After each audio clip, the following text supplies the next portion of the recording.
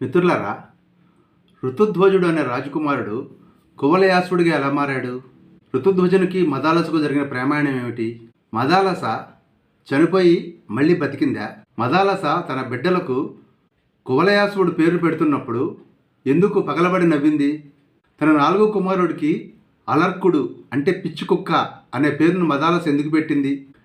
నాగరాజు అయినటువంటి అశ్వధరుని కుమారులు కువలయాసుడితోటి మానవ రూపంలో వచ్చి ఎందుకు స్నేహం చేశారు? ఈ నాగరాజు తపస్సు చేసి సరస్వతీదేవిని ఏ వరం కోరాడు? అదేవిధంగా నటరాజమూర్తిని ఏ వరం కోరాడు?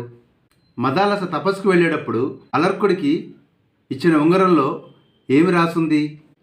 అలర్కుని అన్నగారైనటువంటి సుబాహుడు తపస్సుకు వెళ్ళినవాడు తిరిగి వెనక్కొచ్చి కాశీరాజును రెచ్చగొట్టి అలర్కుడి మీదకి యుద్ధానికి ఎందుకు వచ్చాడు? దాని పర్యవసానాలు ఏంటి? యుద్ధం చివరిలో అలర్కుడు ఎవరిని ఆశ్రయించాడు? చివరికి అలర్కుడు గెలిచాడా, ఓడాడా? ఏం జరిగింది తెలుసుకోవాలనుకుంటున్నారా? అయితే తప్పకుండా చూడండి మీ విజ్డమ్ చారియట్లో.